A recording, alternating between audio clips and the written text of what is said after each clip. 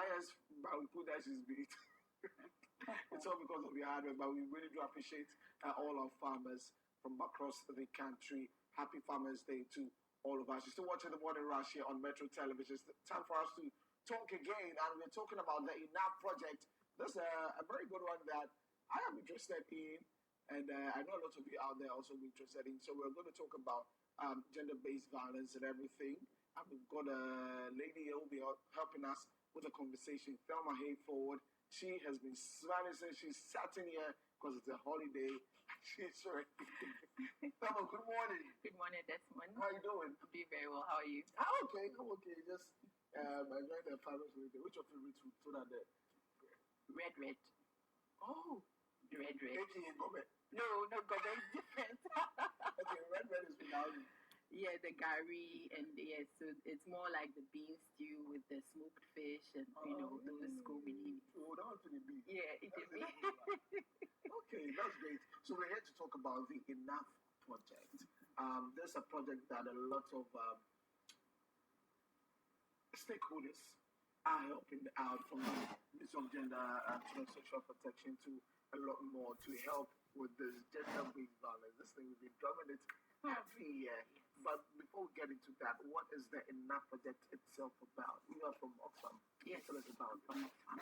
So the Enough Project is a 4-year project that started from 2019 and is extending to 2023. It's funded by the European Union and Oxfam Ghana.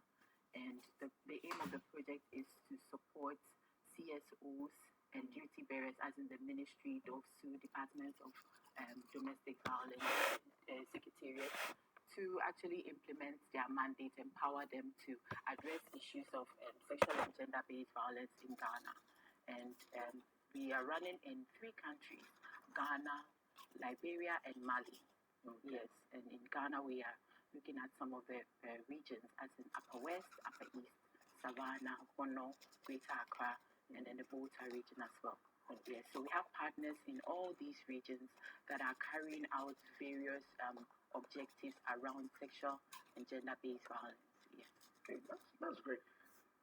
What does the data say in Ghana? How is it like? Are we making progress, or we have a lot more work to do? We do have a lot more work to do. The data shows that as at 2020, we have about 39% of women having been, having encountered GBV in one way or the other. And, the statistics also show that 1 in every 3 women who in their lifetime have encountered sexual and gender-based violence, and it's startling. Oh. Yes. Okay. Yes. And it's not just about the statistics, it's also about the impact that the GBV has on our society as a nation, how we even appear in front of our other countries. So we are looking to eradicate SGBV. It will take a lot more support from the media, community members, and duty bearers, governments as well, to actually fully eradicate SGBV. We've had it's a topic of interest for the UN, Women's Bank, World Bank. Globally, it's a hot topic, and we are thankful for the support that has been given to the Ministry of Gender by these agencies, but there's still a lot more work that has to be done by government. Yes. Help me and a lot more people by breaking down what the violence means, the acts of violence that you and everybody and the stakeholders will term as gender-based violence. Okay, so we can start from the home. Yes, the sort of punishment that we mete out to our children has to actually be looked at. The lashing. The lashing, yes. The lashing, the verbal abuse that we mete out to them, and even the roles that we've assigned to the children. As as a child, as a girl, you have to be in the kitchen. As a boy, you have to be close to your dad. The girl is not allowed to do this or that. We have to really look at our social norms and the norms that govern our household, because the family is the microcosm of the society. And if already you are putting a barrier on one gender over the other, then it's on a larger scale, which is reflecting on us as a society on a larger scale. And then we come to the normal ones that we know, female genital mutilation, which is still being carried out till date. Yes. That's why they hear this thing. Yes. It's not today. Yes. Since 2004. Yes. Like that's when the awareness was trying to, like, those who are creating the awareness, trying to make sure that it ceases by 2010, but up to now 2022, there's still female genital mutilation. That there's still widowhood rights. We have witches camps, and we have child marriages, forced marriages. We have trokoshi. We have a lot of cultural practices and traditions that are still undermining the role of or the female gender. We have land and inheritance rights, which keep women under. Some women do not have rights to inherit land, and this affects their economic empowerment. And then we come to the physical abuse, as in, abuse by an intimate partner, abuse by your father, abuse by, abused by your wife. By your wife, yes. I was coming to that, yes. By your wife as well. We do not want to overlook that as well. We've seen very disturbing stories coming in these days. We've seen men coming out to say that I have been abused, and then it shocks us, but it's there too. It's there. Yeah. It's there. Yes. And so in addressing sexual and gender-based violence, we do not overlook the other gender, which is the male gender as well. But we have to admit that the female gender is more vulnerable, more susceptible to sexual and gender-based violence. And also we look at the psychological abuse. Okay. Yes, the psychological abuse, the insults, the attack on a person, in such a way that she thinks less of herself. That is also abuse. And then economic abuse as well, where one partner has the economic wherewithal and withhold it from the other partner. My colleague has told me of a story where she knows a friend whose husband will not even give her a penny to buy sanitary pad, and she's a housewife. And when you do that, you are abusing your partner. Yes. And these are some of the things that the conversation has not expanded to these areas as well, but they are also part of SGBV. And then we have cyber attacks as well. Yes. When you throw a female just because she's come out to share her story, this rape shaming, it's all abuse. It's all abuse. Yes, and it's kept people from pursuing justice. That fear. Yes. But this whole issue, most of it touched on the social norms, the social beliefs. Thelma, when you go to these rural areas and you hear stories about these practices still persisting, still in the system, what is it that is making it still be in the system? What is keeping it there? Because the ancestors and the forefathers and foremothers who did these practices, I would say, have passed away. But that practice is still there. What is making them hold on to it? This modern Ghana, why do we need a female to be mutilated? Why is these things still there? I believe it's still the lack of, sensitization on this topic. We may have, scratched the surface in how we, communicated the dark side of these practices. But maybe when we do a more introspective, look at the social norm, as you mentioned, FGM, we'll get to understand the core, like the rationale behind why it's still being perpetrated.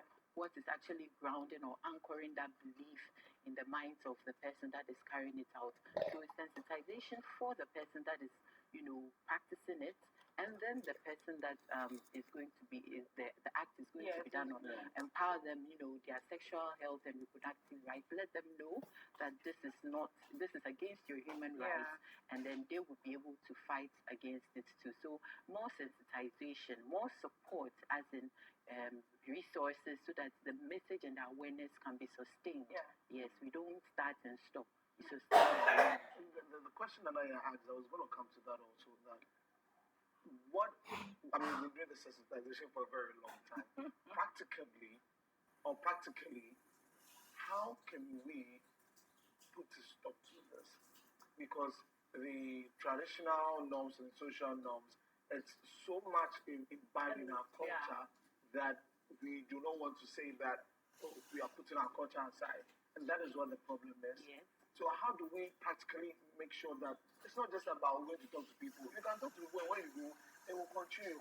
The people that this is meted to them, they understand that, well, it's one of our culture, so even if I'm being mutilated, they're normal. It is normal with us. How do we do that? How are we looking at criminalization so that if you do that to anybody, you are apprehended? Yeah. If you are this family widowhood rights, I mean, I'm just choosing my words can be more supported that I'm speaking against culture. But some of them do not make sense, really. So how should we be looking at the law? Should we have something around the law to protect people who are in this? Well, the law, we have very beautiful laws. You look at the Domestic Violence Act 782, it details everything, spells out that, some gruesome traditional norms and cultural practices are against the law, it's against the, it goes against the Domestic Violence Act. I believe the way forward is to involve the custodians of our traditional customs and traditions, which is our traditional leaders. Also involving our religious leaders, but mostly our traditional leaders. Give them the right sensitization. Let them know what the law says. Yes, you are going against the law if this is being perpetuated, but also give them the needed sensitization and tools that they need to also educate their community. That way, when we have them on board and then they are allies in this fight, I believe we have everything already like halfway done. So that is the approach of one of our partners, which is GLOA in the Volta region. They are looking at, getting traditional leaders, to actually carry the message across, getting their commitment and actually carrying the messages across in their region. Yes. Well, this brings to mind the incident that happened was it the northern region or somewhere where the young man and lady were beaten by the community folks for their videos being online. That's one other day. But let's talk about victims. And when you go through all of these violence that you have mentioned, and they have to go to the hospital, and they are supposed to pay for it. And most of these things happen in our rural areas where there's poverty and all of those things. Someone rather sit back and say, you know what, I don't have money to go to the hospital. So how important is it for us to scrap, those fees off to be able to help victims like that?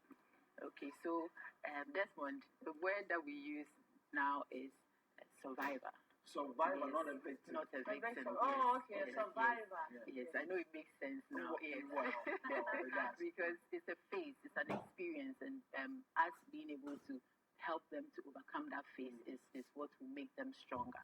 So we do not want to. So we're not using the word victim anymore. So survivor. Okay. Survivor, yes. So the issue of medical fees, it gets me very, angsty because it's not just in the rural areas that we have the challenge where people are required to pay medical fees. Even in Accra, even just yesterday, we had such cases where the survivor was going from hospital to hospital for just treatment. This was someone who's just like 13 years old, has been defiled, yes, and from hospital to hospital, we were not getting free medical treatment. The survivor has gone through this very traumatic experience. By virtue of how intrusive sexual abuse, rape, and defilement is to your body, you can imagine the tears and the struggle that the perpetrator would, have to hold the victim down.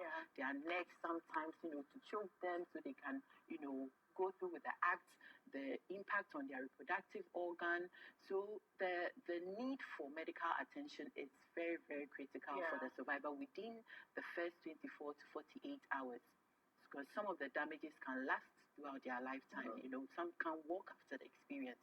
And so to go to the hospital, and be told you need to pay for the whole experience you've had is a shame to us as a country. And the DV Act says clearly that there's a DV fund, even at the regional level, there's a DV fund, but it's not populated at the moment. There's no money in it. So the doctor that is going to treat you, he's also wondering, where will I get the reimbursement for this for? So he would ask you to pay. And not just pay for the treatment, but also the medical report, which is the only admissible evidence in court. The doctor will also say, sign it. It's also not free. So she's paying for the medical treatment, she's paying for the medical report, which can be as high as 2,000 cedis. Whoa. Wow. Yes, and this stops a lot of survivors from pursuing justice. Yeah. At some point, they will say, you know what, the Right. family will just say, you know what, let's just take it out of court. And then definitely the perpetrator and his people will also come and say, let's settle this at home. Mm-hmm. And if you look at the cost involved and the lack of support to see, your pursuit for justice through, you may be And that's the compelled. end of it. Yes, Hmm. and the perpetrator goes free and is amongst us in the same society, continuing that act because he's gotten away with it the first time. So we need to call out government. If there is any matter of priority, this should be that matter of priority. The government should show us their hearts and give the necessary support to the mandated institutions to actually ensure that the medical fees, the medical reports, the fees are scrapped and free for survivors. Okay. That's great. Still watching the Morning Rush. You're talking about the Enough project with Thelma Hayford, who's from Oxfam, Ghana. We are wrapping up on this. When an incident happens, how should it be handled? So that someone watching us this morning who will go through anything like that would know the steps to be able to get justice for that. Okay, so there's the Orange Support Center. There's a hotline that you can, reach out to the DOFSU for help when I would admonish survivors not to, sit back at home and assume that one abuse is, one hit, one is, it only gets worse. You embolden the perpetrator once you overlook the first time or push it under the carpet. So get help, get support. When you report, it's not always that the perpetrator will be arrested. That's the assumption that once I take it to court, I'll be arrested. And the person is already thinking about, okay, my kids, who will take care of, what will society say? There are other remedies available for, issues of SGBV, especially domestic violence. The person can be called in, counseled, depending on the nature of the act that was perpetrated, counseled, fined, a bond given to the person, or restricted access to you. You can have any form of redress. There's legal aid as well. But when it's of a civil nature and it requires that the judicial system, the justice system takes its full course, it will be escalated to the courts. The municipal assembly have their tribunals, we have our circuit and district courts, and we have the high courts. So I encourage survivors to report, use the available channels of reporting available to them to report incidents of SGBV. And not just that, I would also encourage all of us in the community to be on the lookout. When you see someone is being abused, speak up for the person. Yes, speak up for the person, direct the person. We have legal literacy volunteers, as part of the Enough project. We have trained people in the community to help people. Yes, to know the right legal channels. So we have to take advantage of all of these. Thelma, it's been a very fruitful discussion this one. I've enjoyed every bit of it. Charlie, we need to end all of this. I mean, not just against women, but also against men. Sometimes they suffer the thing, but we can't come out say anything. But Thelma Hayford is a gender advisor at Oxfam, Ghana. She joined us this morning for a discussion on gender-based violence, also sexually based. In fact, every form of violence, it is totally wrong. Thank you for coming, Thelma. I really do appreciate. But how do people reach, your organization? Okay, so we are based in Accra, Ajerigano, but our partners are also in the communities with us. There's WILDAF, there's ProNet North, there's GLOA, there's GLOA. Aula is also a partner of ours. So any reach out to them is also going to support us in this campaign. Yes. Thank you, Thelma. Okay, so we're going to